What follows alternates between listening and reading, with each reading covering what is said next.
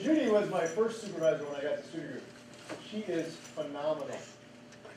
Nothing to take away from my current supervisor, Renee, but Judy was, in all my 30 years of professional life, truly one of the best supervisors I ever had. But that's, part of that is because she understood me. She knew how to communicate with me. Renee, on the other hand, is very good, but it took her a lot longer to learn how to communicate with me. I'm not easy. Both Judy and Renee have had to have counseling sessions with my wife to figure out how to approach me, right? So I say that meaning that not every one of you, just because you have a difficult time with an employee doesn't make you a bad leader. Some employees you have to learn them. They're not necessarily even difficult employees. You just have to learn them. So take time to do that and ask them questions. So some of the things I did with Judy and I've done with Renee is I said, here's how I like to be communicated with. Because guess what? Everybody's different. I like email. I don't like the phone. I don't like talking on the phone. So if I can avoid the phone, I do. If I can send me an email, I can get that, and I always respond within 24 hours. That's a Mark Noon thing. I'll never go 24 hours without a response to you if you send me an email. And I expect the same. So if you don't know that and you're my supervisor, Jody, right? Jody, right? Thank you. Then if you don't get back to me and it takes 48 hours, I'm mad. But I didn't tell her that I needed to hear something in 24 hours. She doesn't know that. She's thinking I got 48 hours or whatever. Anyway, just a tip for that, just because you mentioned Judy, and I love Judy. Absolutely love her. Anybody in this room on that picture right there? Jen? Maybe he is? Okay. Anybody else? I can't tell who those people are. It's kind of fake. Anyway, you go on the internet and you just find pictures and you hope there are people still work at your hospital. Wasn't the one disgruntled employee you fired last week and they end up being the person on the picture? I think I pulled this one off of Facebook. Probably some contest you guys were having or something going on, right? Or some dance thing. I don't know what you were doing. You were dancing or doing the whip? And looks like you're doing the whip and the name right there. Anyway, you creep on Facebook. That's how you find out things, right? My kids call it anyway. I creep on Facebook. What I want to do today is I want to really just kind of send you out the door with some good tips on leadership, as well as motivate you to continue to do the great stuff that you do. The whole purpose again of being here is not just information. The reason you have a linkage grid is because you need some homework. You need to follow up on what you learned. Otherwise, this does you no good. This is vision without execution is hallucination if you don't take something from here and do something with it. So I hope you took some notes today from whoever was up here doing what they did. I'd really like you to take some notes from what I'm going to share with you. And I say that because, not because Mark Noon has brilliance and wonderful things to say, but I think when you take notes, one, you listen better. And two, there's always something you'll learn out of every session that you go to. Bob Murphy, who I mentioned before, when I watch Bob, every time I've been on site with him or done something with him, he takes notes. I don't care if he's heard Quint Studer 60 times say the same thing. He will take notes, and he'll come away with a notebook like this and a page full of notes.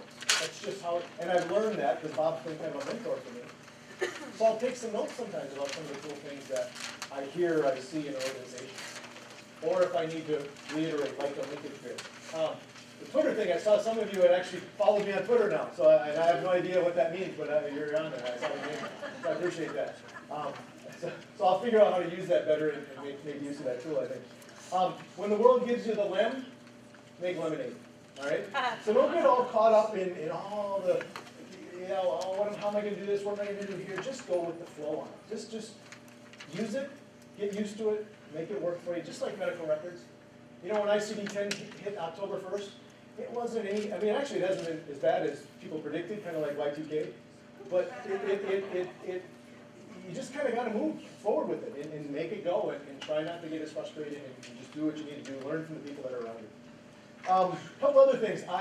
Today's Happy Sock Wednesday. I don't know if you guys noticed that. I was allowed to show my socks here. I have the Happy Sock Friday, I guess you guys have, now it's Wednesday.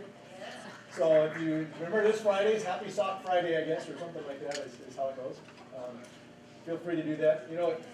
What works well for men is that now we don't have to match our socks to our shoes and our clothes because we can wear these kind of funky socks because I can't match clothes anyway. So this helps me do what I do better. One last thing. So I used to live here in Indiana. I didn't think I told you that in the beginning. You guys know where Louisville is? I used to live in Louisville for a year. I spent a year out of a ranch, Harvest Ranch. Everybody heard of Harvest Ranch out there? Years ago, 30 years ago I was there. Probably doesn't exist anymore. I don't know. But I have good friends here in Greenfield. Well, I say they were good friends. I haven't seen them in 20 years either. David and Sherry Hart. Does anybody know them? You know Sherry? Yeah. Nicholas and Nathan, their kids, right? Yeah, Sherry and David. Years ago, did you go to school with Nathan? That's funny, that's funny. So, yeah, so I think Sherry and I are friends on LinkedIn, that's all I know, but I haven't talked to her in years. I probably saw them maybe 17 or 18 years ago. Anyway, I just forgot about that totally today, I don't know why until now. So if you see Sherry, tell her I apologize I didn't come out of the house because I got in late last night and have to leave again today, but anyway. Let's finish up today. Leadership development. Strong leaders, in order to consider yourself, in my opinion, a good leader, you've got to develop leaders around you. The sign of not just the only sign, but one of the signs of a great leader to me is somebody who develops and prepares people around them to be leaders. Remember I said, Jan, that I was a lab tech on Friday. Monday morning I'm a lab director. What was my training a weekend to think about it? Because nobody prepared me to be a lab director. Now, they prepared me well in leadership. I think the military did really well. But I never really had the opportunity to know how to do a budget, how to really manage people. I managed a few people, but not a department. And not that you can know everything before you get into it, but some preparation would really be helpful. The true measure of leadership development is this. Mark Noon's words. Do your leaders have to step up, or can they simply step in? Now here's the difference. So I told you my girls play volleyball at the college at Mercer University in Macon, Georgia. Hannah is the older one, the one I've talked about the most. Hannah is a setter. That's her position on the volleyball court. Now, I'm not going to get all the details of this, although this is based off of volleyball a bit. But here's what I used to hear all the time, and I know this is a compliment. Hannah would be on the bench in her position, and all of a sudden she has to step into the game and fulfill her role as a setter, maybe because she's the second string at one point. And after the game's over, they win. Hannah does a great job, and the coach says, what? Hannah, you really stepped up today. Really good. And that's a compliment. But the problem I have with that, and this is related to leader development, is this.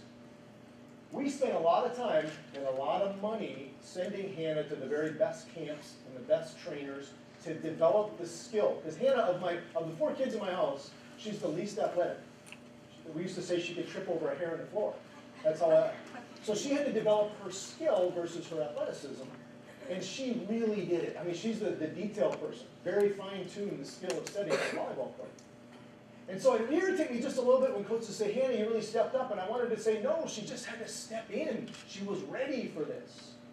So when I think of leader development, when you think of the people in your department, when you think, you know, I think they're ready to be a nurse manager someday. I think they're ready to be a lab director. I think they're ready to be an EBS supervisor, whatever that might be. Have you set them up, train them, put them in the places and the positions necessary so if the time comes, all they really have to do is step in. Or on the other side of that, you guys are all here today.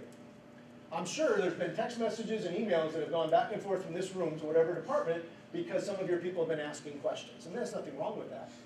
But if something happened to you today and you could not even fulfill that email or that text, could somebody in your department step into your role relatively well because they've been prepared to do it? So I want to talk about leadership development and what that is. It starts out with the setting. The setting is really the culture of the department. Steve sets the culture of the organization to a certain extent. He doesn't control necessarily over it, but he sets it. You guys set the culture of your department, your division, your area. The setting is where the environment that we're in, that culture that we create. The culture is simply the customs or traditions, or sometimes the personality of the particular person on that department. What's your story? What's the story of your particular department, your organization? What is the story? Do we welcome new people? Do we accept new people right away? Do we orient them well? Do we put them in the right positions with the right people really well? Do we collaborate together? These are all cultural statements. Do we reward and recognize people for the right things? And a total separate topic would be there's a big difference between reward and recognition. They're not the same thing. Do we match people to projects? I had a lab tech who worked for me who, in the military, had to kind of train everybody on everything. But it was her 6-month time to do order supplies. She was not very good at it. One of my best lab technicians I've ever worked with, but she wasn't very good at supply. So I let her do her 6 months because she needed to learn it, and I got her out of it as quick as possible because she was not doing well. It's just not her forte. I told the team back there, what are the 2 areas you don't want me in? Well, the microbiology, right? Not that I can't do it. but I'm not passionate about those areas like I am maybe some other areas of chemistry. Chemistry, urinalysis, some of the other areas, right? So we can, not that, sometimes we gotta fulfill the role and responsibility, but sometimes we can find the right person to put in the right spot. When I first started with student group, I was coaching hospitals that are larger. Your size, how many bed hospital are you guys? 60? Is that what I heard? 69?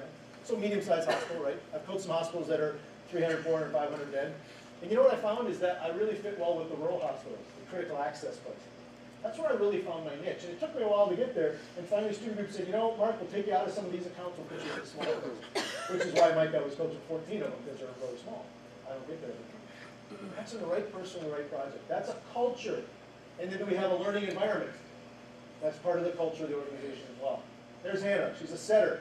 The setter is the person like Andrew Luck. They're the quarterback on the team. They really run the show.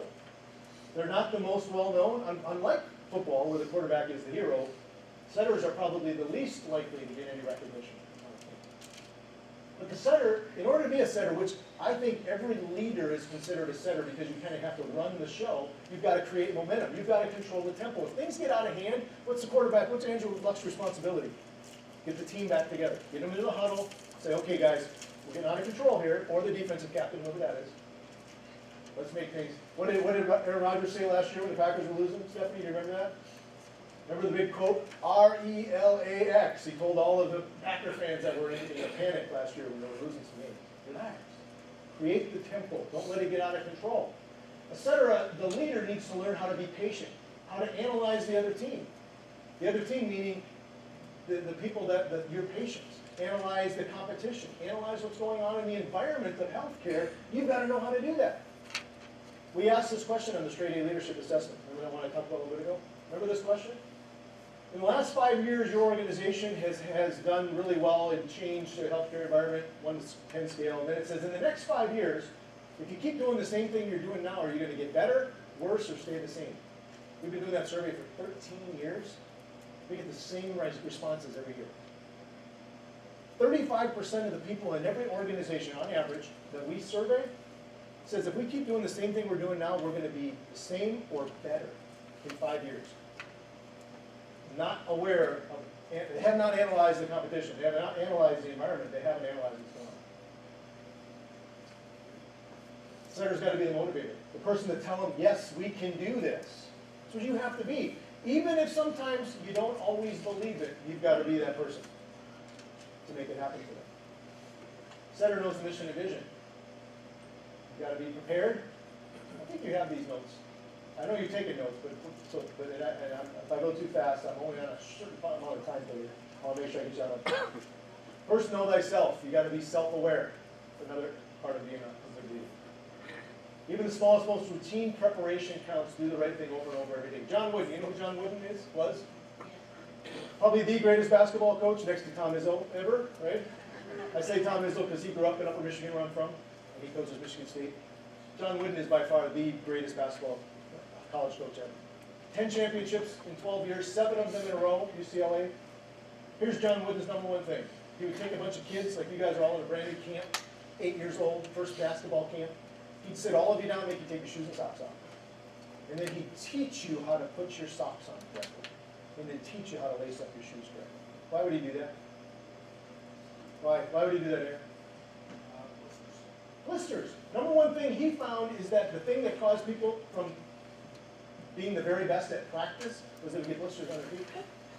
You don't do the right thing in the smallest little detail, you'll never get the big thing. Broad perspective. Okay, so I was in the Air Force for 20 and a half years. Now I didn't fly, and I know nothing about airplanes, other than I know a few names of some airplanes. I don't even know the ones I fly on every week. Sometimes I don't know what brand or whatever, unless it says on the little pamphlet in my seat pocket. But there's a plane that I got to spend a lot of time on. That's a KC-135. It's a refueling jet. You see this, what happens is in the Air Force, this plane carries thousands and thousands of gallons of fuel. And these jet fighters can only go so far before they'd have to land and refuel. And so what the Air Force developed was a way to refuel them in air.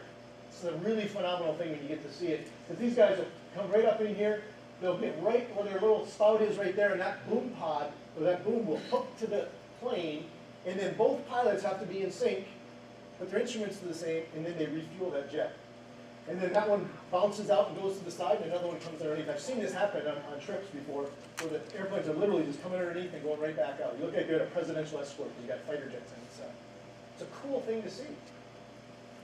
When I say broad perspective, here's my Mark Noon's world. This is what the inside of a KC-135 looks like. My kids have ridden in these planes. We did 5 trips to Hawaii for free, because in the military you can ride, if there's space available on the plane, you can ride for free. 5 trips to Hawaii we did. My kids only knew, until they were about 10 years old, only knew how to fly in this kind of plane. They had never been in a commercial aircraft, other than when they were babies and we flew to Hawaii. Remember I told you I was stationed there. They didn't know anything. My son learned how to navigate, like a pilot does in the cockpit. They got to sit up there with the pilots. This is all my kids knew. In fact, my youngest one, Bailey, threw up in one of these seats. I mean, it was just puke all over these nylon seats, trying to clean that up. It was a mess. They would lay out on the floor and go to sleep for the 6 or 7 hour flight. It was cool. Cool way to fly. Most people fly in a commercial aircraft, right? This is their view out a window. Pretty good view. I mean, you can see a lot right there. On a KC-135, there is a boom pod underneath. There's this glass bottom, little bubble underneath. And where you saw this boom pod right here, this boom, right up here is that glass area, right in that very back part. A boom pod operator would lay back there and they would do the controls for that boom. Well, guess what? My kids got to experience laying back there and seeing the world from a totally different perspective. Now, is that the coolest thing? That's a stealth fighter or bomber? Whichever one, I don't remember. Which one? Do you remember which one that is, Steve? Bomber? Yeah. I got to see this. This isn't my picture, but I was literally laying there on one of these. And when you go over California coast, you can see from California to Washington, the entire coastline, because you have this broad perspective that you can't see out of a little porthole on the side of the airplane. My kids have been there. We couldn't find my son one day in the airplane. We're flying, and we're like looking around, going, where the heck is he? We looked everywhere. He fell asleep down in the boom pod. We knew we couldn't lose him because there would have been a big hole in the airplane somewhere like that. The broad perspective, when I say leaders need to have a broad perspective, we cannot look at things from this little tiny hole in the side of the airplane, because we only see so much. We have got to be able to broaden the view that we have and see things from coast to coast. That's the challenge that we have as leaders. It's where we have to be. How many of you wear glasses? Yeah, I just started wearing these about a year and a half ago. I don't wear them because I need to see. I just wear them because I look good in them. That's all. No, really, I only use them to read because I have, when I turn 40, you know what happened when you turn 40? Which 50 is the new 40, but I did turn 40 10 years ago. I had to get reading glasses. You carry them with you, you got to put them on and off all the time. So my family just said, just get some glasses, wear them all the time. So I did that. And I got these with these thick frame. Okay, some of you got thin glasses, I see you got some thinner ones. Here's the problem I have with glasses. I can't see peripheral. I don't have the broad perspective I usually have. It's very difficult. It takes some getting used to. As leaders, when we change roles, things happen in our world. We have to be able to broaden the perspective of what we do. Broaden the perspective of what we see and then how we react to it. Motivation is essential to job satisfaction. We have to be able to motivate. We do that doing these things. We instill value in people. We instill value in the people we work with. That's how we motivate them. We instill pride through the stories, those stories you read in those letters earlier, Steve. That should fill you with pride in your organization. And stories build legacies, and legacies build legends. You want the legacy of this hospital to be whatever it is, you have to tell stories. And then you become legend. You have to instill excitement. Now I realize that not every day do you wake up going, I can't wait to get to work today. And if you did that every day, I'd kind of question your sanity, probably. But I hope you don't wake up in the morning and go, oh my gosh, I got to go to work today. Because then you're probably in the wrong role. Because you have to carry some of that excitement for your department and your organization. And the last one is you have to invest in the success of the people around you. There was a time when a leader was looked at as this position and this person who knew everything, did everything, and never shared anything. And that was how they kept the power of being the leader. That's not true anymore. It never should have been. But in reality is we've got to invest everything we can in the people around us. Because if you can step out of your job and people don't know you're gone, my opinion, you've done a good job at leading. Now, I'm not trying to work you out of a job, because we need you. But that's the idea. Analyze the competition. Look out for each other. Look for the opportunities. When I was, and Steve will know, does anybody else spend time in the Air Force? Anybody else? No? So Steve will know, so we just talked about the Air Force. I was executive officer for 3 different times in my career. The nice thing about that is you got all the inside information before anybody else in the hospital did. It was the commanders, and then you were always at the table as the executive officer, so I knew what was going on. So what would I do? When I knew opportunities were coming, I'd run back to my lab folks and say, hey, here's what's coming. Why don't you guys volunteer for this? Let's get involved in this. And by the time anybody else in the organization knew what was going on, we had already taken all the cool jobs. To me, that was analyzing the competition, looking out for my people, and doing everything I could to put them in the place that they needed to be for the most success. I didn't hoard it all, but I certainly cherry-picked a few good things for my folks to do at the fun. We got to analyze the competition. We got to know what's going on the other side of the floor. On a volleyball game, there's 6 people on each side. The setter has to know all the 5 positions that are going on. Just like Andrew Luck's got to know all 11 positions, what their responsibilities are on the offense. Guess what else he has to know? He has to look across the field and look at where the defense is, right? You guys seen that? And they changed the play, right? What's Peyton Manning's famous audible? Omaha, right? All of a sudden, everything changes.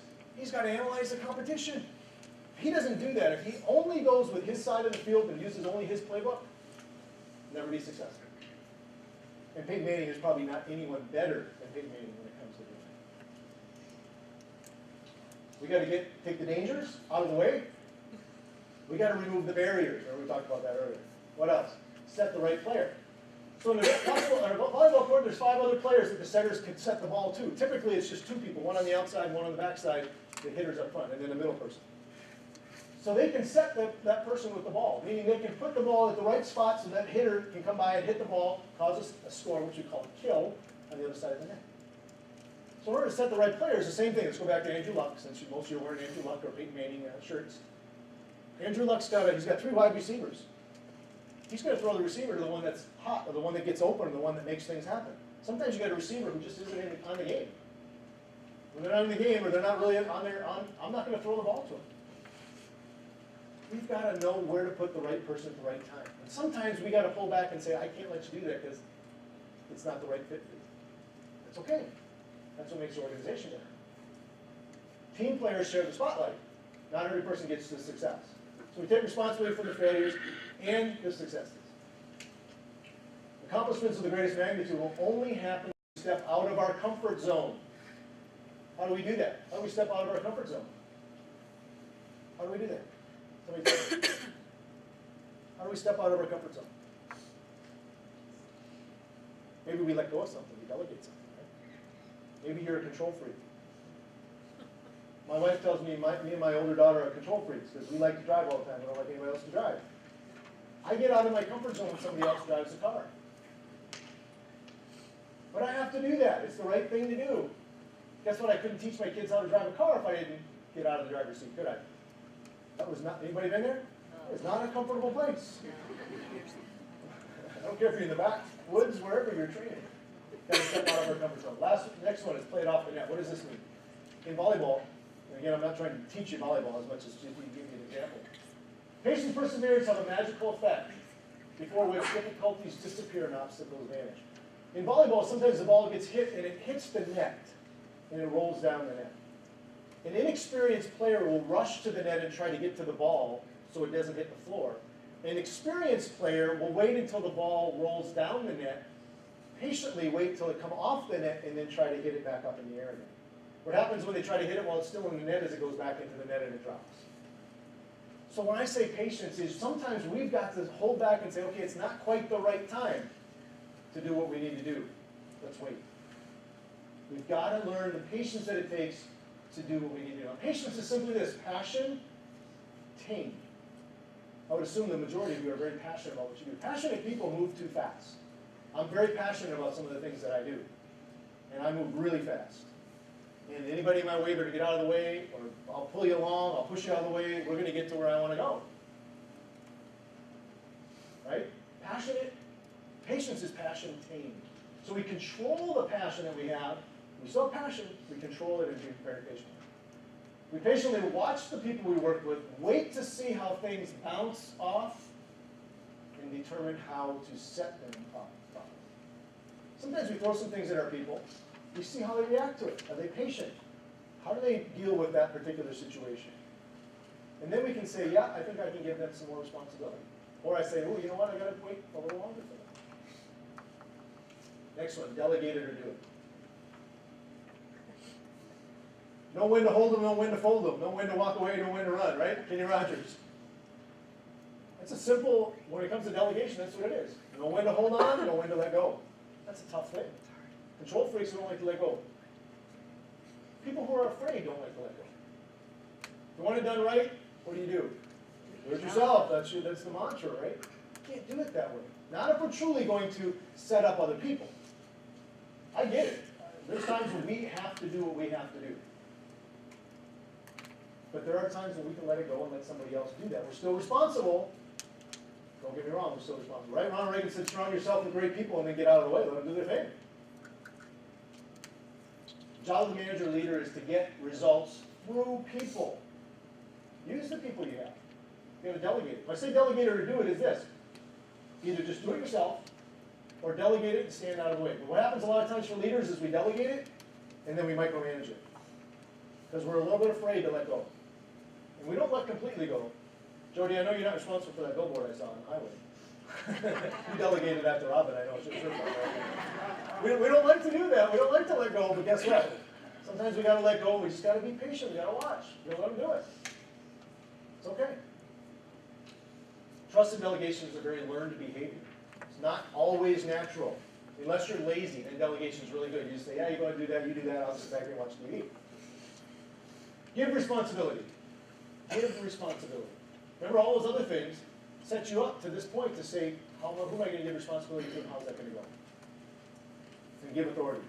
And then last one is this. Remember WIIFM? What's in it for me? Give yourself a break. Here's what happens. How many of you have 30 or more people that you round on every month? Staff members. 30 or more. Okay, so Tammy, I'll pick on you because med-surg always have, what do you got, like 60, 70, maybe? Not that many? Well, I have med-surg, CICU, ER, and nursing admin. Oh, is that all? Yeah. Altogether, there's about 175 Yeah, to 200. so imagine Tammy's not very good at delegating or giving authority or giving herself a break, and she rounds on all 70 people. And all 70 people have something they want her to fix, system or process or tool that she needs to get. And she writes it all down, and then she goes back, and what does she have? 75 more tasks to do. Does she need 75 more tasks? But what if when she's rounding on Sherry, and I know it's the other way around, but she's rounding on Sherry, and Sherry says, you know, I'd really like to see us do this. And Tammy says, you know, Sherry, that's a great idea. You think you can do the research, find out all the information, and get that back to me in a week? And Sherry's like, absolutely. Because one, it was Sherry's idea, so she's already passionate about it. Two, now we've done what? We've taken that off of Tammy, we've given it to Sherry, because actually Sherry wanted it to begin with. And what have we done? We set up Sherry now to learn how to do some of these things. Give yourself a break. And nurses, I'm just going to pick on you again. Because you're nurses. You're nurturing, caring people. You absorb everything. Rather than just get your other folks around you to help you do what you need to do. And a lot of you are probably that way, but I've just worked with enough nurses to know they're not control freaks as much as they are. They just want it right. They want the right thing for the patient. So they're rounding on the patient. They end up spending 15 minutes taking care of the patient when their nurse should have done that themselves. Right? Delegate or do that. What does this mean for your department or organization? The price of success is hard work. That's the price. There's a price for success, right? It doesn't come free. It's hard work. Quality of person's life. Vince Lombardi, I'm glad you guys quoted Vince Lombardi before, because there is none greater. Vince Lombardi, quality of a person's life is in direct proportion to their commitment to excellence regardless of their chosen field of income. It's really about success, and that's probably an overused word. I wish I could find a synonym for the word success that would make sense, but I don't think there is yet. Maybe I'll invent one. I'll put it on Twitter, and it'll be the new word by next week or something. Success by dictionary definition is this. It's a favorable or desired outcome. That's it. That's the definition. Basic Webster's definition is a favorable or desired outcome. So success is, if it's to be number one for you, then that's success. If it's to be one of the best, then that's success. It's your measure. It's your desired outcome. Each person in the right place, the right time, doing the right thing is a beautiful symphony of employees working together to accomplish the mission. You're just the conductor. Conductor doesn't play the instruments.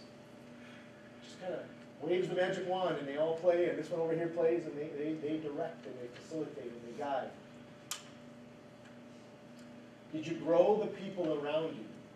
If so, you have success. You master the setup. So there's two last things I want to do before we conclude.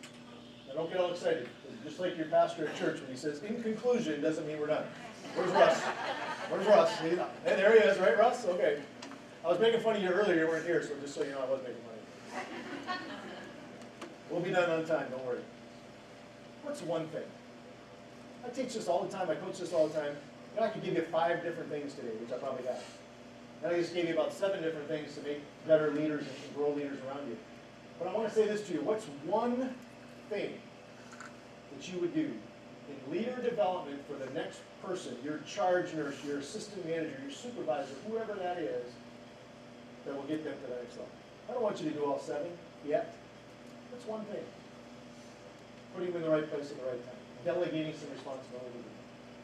Whatever that might be. What's one thing? This one thing. I do that with folks when I close hospitals all the time.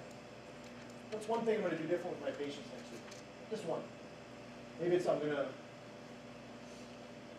improve my, add the promise. Maybe that's your one thing. What's one thing? So you guys have heard this before. You ever heard it? It's a marathon, it's not a sprint. We're in this for the long run, you know, all those cliches that are out there. And I agree. This is a long-term thing. You can eat it. We can talk about it. We can sprint out there and do it, but it's a long term. This is Usain Bolt, if you know Olympics at all, the fastest guy in the world. It's not a sprint, it's a marathon. And that's true. And I don't want to be cliche. I want to share the last story to put this all together for you. So about a year, actually 2 years ago last week, I ran my first ever half marathon. First ever. I've been running for 35 years. I'm only 40, right, Teresa? So I've been running since I was 5. 35 years I've been running. Done 10Ks, 5Ks, I was a sprinter, you know, back in the day, all those guys. But I never ran a half marathon. Never ran a marathon. Tried to train for it 3 times. First time I trained for a marathon, I tore my ACL playing soccer. That training season was out. Second time I started training for a marathon, I was training with people I worked with. This horrific event happened called 9/11. And all of my friends deployed, and I was left with nobody to train with, and I quit. The third time I started training for a marathon, I just flat out gave up because I was lazy. And just, I guess the goal wasn't what I wanted it to be. So then I said, you know, maybe I should just try a half marathon. Anybody do a half marathon before? Lots of you. That's cool, huh? In a marathon. A couple more marathons. Good. There's a training plan, isn't it? It takes work, right? So I'm going to pick on Dan back here. Dan, since I already asked Dan a question. He's a woodworker. Well, Dan, you work in rehab. Do you guys like calling it rehab? Physical therapy, right? Dave and I had this conversation. My older daughter, when she tore her ACL, so my older one, the setter, she tore her ACL a couple years ago. And she went to rehab, which is what she knows it as. She doesn't know it's physical therapy, she calls it rehab. This is no kidding, this is what she put on Facebook. This is why rehab, that name just kind of bothers me. She puts on Facebook. She'd been out of surgery maybe 2 weeks. Somebody asked her, Hannah, how are you doing? She writes this verbatim. I've been off the drugs for a week, rehab's going really well.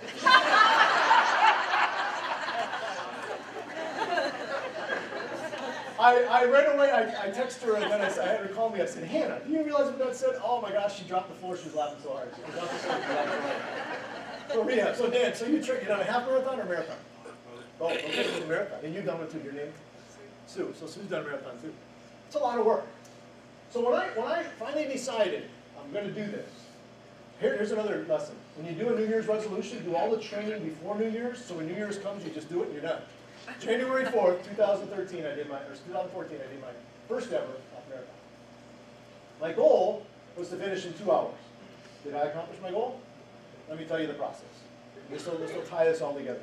I started in August, September, I started my training plan. Typically it's run 3 miles so many days a week. Next week, run 4 miles so many days a week, do a 5 miler on the weekend. Next week, so many miles, 7 miler on the weekend, 8 miler on the weekend, 9 miles. Each week, you add another mile to the Saturday run. Now, when you travel a lot like I do, and running 3 miles in the morning like I did this morning, not a big deal. It's not a treadmill, which I don't like, but run outside, half an hour, I'm done, whatever. When you got to run 9 miles, or 7 miles I think I was doing on the road, you gotta get up pretty darn early. Because I gotta be on site by 7 o'clock some places, or 8 o'clock. Means I'm up pretty early, 4 o'clock in the morning, I'm out running. It's not fun. I can't run in the evening because I gotta catch an airplane to go to the next place. Saturday morning I gotta not sleep in, I gotta get up early and go run 9 miles, or 10 miles. Not an easy thing, so, but I knew what this was going in. I mean, I knew what my plan was. And I'm actually starting to train for the half marathon starting next week. So I'm gonna do in April, I think. So here's how it goes. I do 10 miles. The week before the marathon, I did 10 miles. I did it in 90 minutes, 9-minute miles. That means I got 30 minutes left to do the last 3 miles. I should be clear as good. I was feeling good at that 10 miler. I got back to my house, I wasn't breathing hard. I thought, this is gonna be a breeze. I just did 10 miles. The next week, Saturday morning, I got to do the half marathon, 13.1 miles. I get out there, there's 400 people. It's in my hometown in Niceville, where I live. There's 400 people at the race. I don't know a single person in the race, which is weird because I've lived there for 10 years. I didn't know anybody in the audience, in the event, which is, okay, weird, 400 people, nobody I know. It's no big deal, I'm going to run. We start off, gun goes off, we take off. You can see it's a little cold there in Florida because I did have more than just shorts on, so it was like 30 degrees that day. I take off, first 6.5 miles, and there's a turnaround. First mile I did 8 minutes and something. Not even breathing hard, right? Yeah, you guys know that. You've been there, right? Because everybody takes off right away, right? You guys did, right? You've done that. What's your name? Jennifer. You did it. I've done half, right? Yeah. So Jennifer. So you get out there and you're cruising. Everybody's going. Second mile I did in 8 minutes and 30 seconds. Third mile I did in 8 minutes and 30 seconds. Breeze. I'm feeling good. I mean, I know I got a long ways to go. I get to 6.5 mile point. I do it in 55 minutes. Turn around, 55 more minutes. I'm done at 1 hour and 50 minutes. When you see my time, I get to the 6.5 point. I have to physically turn around and go back. There's something mentally about turning around or turning a corner. I don't know what it is. My next mile was 9 minutes and 30 seconds after the 6.5. My next one was 10 minutes. I'm going, what's going on here? I just ran 10 miles the week before without any problem. I hit the 10 mile point, and I stopped. I said, I gotta walk. I'm hurting, tired. I'm not gonna make my goal anyway. You ever been there? I'm not gonna make my goal anyway. Why keep trying? And that's what I'm going through. My mind, this whole mental game. I start walking. This guy comes up behind me. He's an Air Force pilot, I find out later. I can't even remember his name, which is unusual because I'm really good with names. I don't remember his name. We'll call him Dan, just for sake of whoever was, right? Dan comes up next to me. He says, hey, how's it going? I said, oh, I'm just hurting. He says, I'll run with you. I said, no, go ahead. I'm good. I'm hurting. I'm going to walk. He said this to me, most profound thing I think I ever heard. He said, whether you walk or whether you run, you're going to be hurting. I thought, you're right. That was profound to me at the time anyway. Probably not Aristotle profound, but it's not pretty profound. And I thought if I run, I'm going to get to the finish line quicker, and I'm still going to be hurting, but I'll get there quicker, and I can get to the ice and the refreshments and the rest, right? So I said, okay, I'll run with you. So he runs with me, mile number 11. He runs with me. We're talking. And when you talk with somebody, you run with somebody else, it doesn't seem like you hurt as much. Somebody's next to you helping you, doesn't seem like it's quite as hard. Get to mile 12. I'm feeling still pretty good. Now I got a mile to go. Got my headset on, I'm listening to music, talking to him at the same time. I said, Dan, go ahead. I'm going to let you finish strong. I can make it to the end. He says, you sure? I said, yeah, go ahead. I get on, I actually make a phone call while I'm out there running. That's how I'm feeling good. I'm still feeling good. I'm telling my girls to tell them to be at the finish line and take a picture of me, which is that picture. I run that last mile. I'm coming into the end. I'm going. I see the clock of it. I know I'm going to make my goal. I'm so excited. I cruise to the finish line. My hands go up in the air, just like you see. Remember, there's 400 people there. I don't know a single person there other than my daughters. I hear a voice in the crowd that says, way to go, Mark. Who is that? Dan. Dan waited at the finish line to make sure I finished. He was there. Haven't seen him since. Don't know where he is to this day, but he was there for me. And then my girls took this picture, and then I did one of those, I'm dizzy numbers, and I went like this over here. And I thought I was going to die. And I made it in my goal time. How did I do that? I did it because I had somebody help me through the hardest time. Why did I have you guys work with each other on AID, coaching each other, and getting better? Why did I want you to recognize people for doing a great job? Julie did a great job at doing the AID, right? We recognize Julie for doing it. Here's the points of what she did really, really well. That's what we talked about for those of you that are on this side over here. Why did I do that? Because these are the people you go to and you say, you know what, I'm having a hard time here. Will you help me?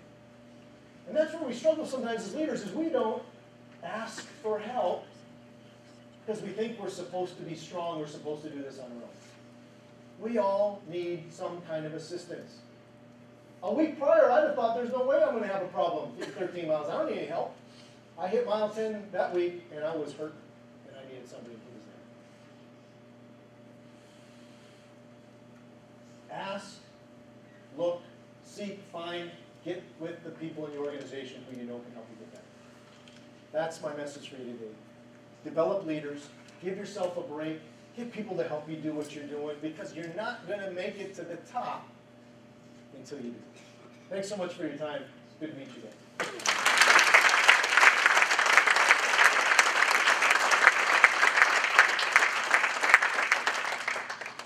Was that awesome? Yeah. That was a fantastic way to end the day. And it is because it's all about each other. It's all about people. And Mark is here to help us understand that. And that's why we're engaged in the high five and the Studer Pact. It is a journey to helping each other. And you know why we help each other? It's because we love each other. What a blessing it is to work in a place where we love people for a living. And that's us. So I hope that you remember that. I hope you remember everything that we learned today. We are on an exciting journey together. We're taking steps slowly but surely and becoming an even better organization every day. So thanks for being here today. I'm glad we ended up just a little bit early. So go and enjoy the rest of the afternoon. Take your notes back home. Derek, is there anything we need to do? We're done? Okay, so let's thank Derek and the team for doing that.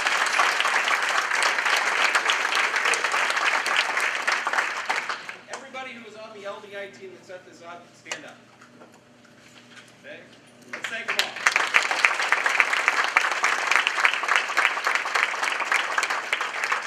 And one more thank you to Mark. That was fantastic. We are going to remember this. Thank you for being here.